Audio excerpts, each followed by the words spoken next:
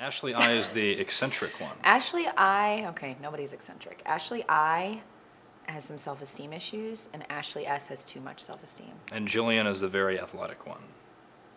Yeah, you're nailing it. I know Kimberly too.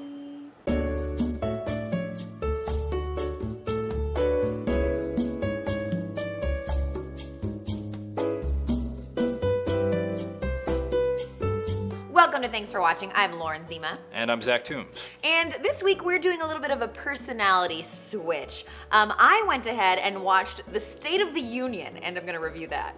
And I will give many honest reactions to my first time watching The Bachelor. Wait, why are you kissing everyone else, too? I can't wait. Tell me what you thought of the State of the Union from an entertainment value. I have a lot to say. What do you got? I will say, Zima's political analysis, spot on. Nailed it. I have some tips on how I think the State of the Union could be made more fun for all. Do they involve Beyonce? Damn it. Number one, more Beyonce. Because you are Beyonce. And Beyonce has been present at the president's events before. If Beyonce had been present during this speech, if she had interjected live performances after his major points, think of how much more interesting it would be. That mic drop moment, oh, I know that I'm done running campaigns. I know because I won both of them. Because I won both of them. I mean, that would have really been accentuated by Diva. A quick performance from Beyonce. I agree. I think that they need to plant, much like at awards shows, how they have seat fillers, they need to plant seat fillers at the State of the Union and make them weird. Like, everybody loves... So when Biden has to go to the bathroom, seat filler comes in. No, well... Isn't that what they do? I mean, maybe people not go to for the bathroom Biden. and people just... Yes, but everybody wants to keep their eye on Biden the whole time. And for the general crowd, that part where we cut to the energy secretary or whoever he was with that hair... Ernest Moniz. Sure. Okay. Secretary Moniz. That's what he looks like. And if they put more weirdos in the fillers, like as seat fillers like that, then, cut to them. Isn't that just kind of distracting? Or captivating. I mean, really, if you're going for an entertainment value with the State of the Union, keeping Biden as prominently placed as possible is probably a good idea. I would say that's the one thing they did right. Thank you. God bless you. God bless this country we love. Number three, what the State of the Union needs, costume changes. You're turning the State of the Union into the VMAs. VMAs. Is that where this is going? Are you just making it the VMAs? Costume changes. Everybody loved talking about what Michelle Obama was wearing. So Obama doesn't start with a tan suit, but maybe he puts the tan suit on halfway through. I want to say a few words on a number of topics. Great. Yeah. Love where your head's at. Yeah. Everybody loves to talk about what Michelle Obama's wearing. Why not give the people more to talk about? She wore an outfit from The Good Wife. Maybe her outfit for the second third of the speech is something from Scandal. You know what State of the Union costume changes lead to? State of the Union wardrobe malfunctions, which we don't want that. We do want that. No, we don't. You're finally in a good mental place. Watching The Bachelor has been great for you. I promise I'll return him in like 5 seconds. I know I got time. We're not gonna wrestle like pigs, are we? No, I'm sorry. I'm just like a few minutes. Hi, handsome. Hi, beautiful. We didn't like just sit down. Yeah, she's like, that's a bold move. Yeah. So, at your urging, I watched this week's episode of The Bachelor. Granted, it was probably a bit more palatable than a typical episode of The Bachelor because Jimmy Kimmel was there. And he was kind of poking fun. Jimmy Kimmel was the voice of the people. Let's have a threesome, guys. Come on. I think On this Jimmy week's Kimmel episode of was The Bachelor. the vehicle you needed to not want to absolutely kill yourself, but you still pretty much wanted to kill yourself. I mean, I'll be honest, I've never had any interest in the show. I don't have a lot of interest in it after seeing this episode. I don't think anyone thinks that you did. Okay, well, I just thought maybe I needed to clear that up. The Bachelor, unlike any other reality show, has become a show where women get together to watch it in like viewing parties. The Real Housewives is popular. It does not do this. It's The Bachelor. And I don't have an explanation for why. Maybe it's the time suck that it is, because football is a time suck and The Bachelor is 2 hours too long. How long has it been? Has it always been 2 hours? As long as I can remember. That's a big commitment. Sometimes there's two 2-hour episodes a week. That's ridiculous. I live journaled my thoughts as I watched this, and then I sent them to Zima afterward, and I'm gonna pull them up. This will be my own personal heart of darkness. It said that we're gonna join an exclusive club. Ooh. Which, if it's from Jimmy, I'm guessing the comedy club. Okay. Chris Soules, expert conversationalist. Do you remember what that was in reference to? It could have been in reference to anything you said. There's a lot of determination here on the ladies' faces. This is a bizarre social experiment. Oh God, get a room. There are children in this Costco. They better keep laughing. They have 2 hours to fill. Cruise ship singer. So this is the butt sensor bar I've heard so much about. Stay classy t-shirt. Just get right under it. All right. I may be lactose intolerant. This goat's milk is gonna be going down my throat. Jimmy Kimmel is a goat milk bully. Well, now that he's kissed so many girls, I don't know, I'm so confused. Can't believe he's kissing multiple girls. Totally unbelievable. Never would have seen this coming. No one could have predicted this. Is that your sarcasm? How could you tell? We're anticipating that people are gonna recognize him. No one will recognize him. That's ridiculous. Bridegroom. No, like, where's that? Are you Which side? They're sisters of the bride. Okay. This guy is smooth. Okay. Perfect. That's not your rose, bruh. You guys want to get in the pool? Anytime Chris opens his mouth, you can just tell he's running out the clock until he can take off his shirt. Is that not every man's dream, having a pool party with 18 women? Why does Chris keep saying this is every man's dream? What are the producers hinting at? Is this all a dream? There are 4 bachelorettes lurking beneath the surface of that hot tub in scuba gear. No, I don't want to have this 1 minute. That was sick. This is Lord of the Flies with more idiots and hot tubs.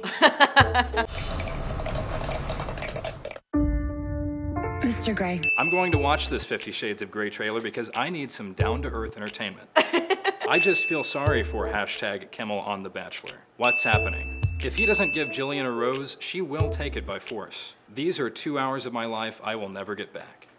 Oh my gosh, such a cynical ending. By the end, you were kind of a fan. I mean, look at how much you'd like gotten to know Jillian's personality. How do you feel you would behave in a Bachelor situation as the Bachelor? I think I just try to take in the great views, eat the free food. I've always thought to myself that I would like to go on the show to just like make a lot of girlfriends and travel. Yeah, they all seem to be getting along really well. It's so frustrating right now. By the end of The Bachelor, were you invested? Were you eating chocolate? Were you calling your girlfriends? I'm glad Jimmy Kimmel was there. Thanks, Jimmy Kimmel. Jimmy was there for me.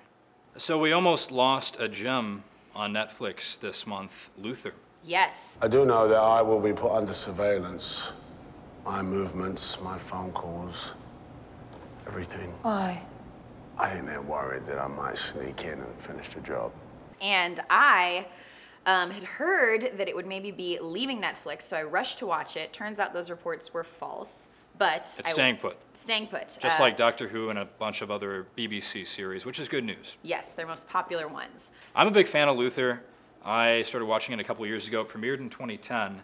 And of course, it's Idris Elba as a detective with some real personal problems. And because it's television, he's also a genius detective. And because it's television, he's a detective with real personal problems. Like, how many times, I liked the show, how many times have you seen detective with personal issues, but he's brilliant at his job? There's nothing, very typical. Yeah, there's nothing unique about the pitch. It's done well. It's got Idris Elba and Ruth Wilson in the first couple of seasons, who are great together, I think. You look exhausted. Would you like to come in? That's really how this got brought up because, of course, we missed watching The Affair, and Zach had always mentioned that Ruth Wilson is on Luther. I still think her mouth looks weird, but she's really creepy and great on the show. She is creepy and great and beautiful.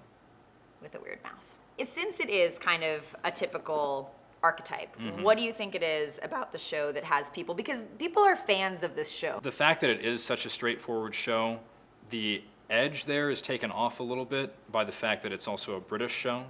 So you're watching it and it's, you know, it's different types of people in different places than you see on your weekly American cop dramas, and that probably helps it out over here in the US.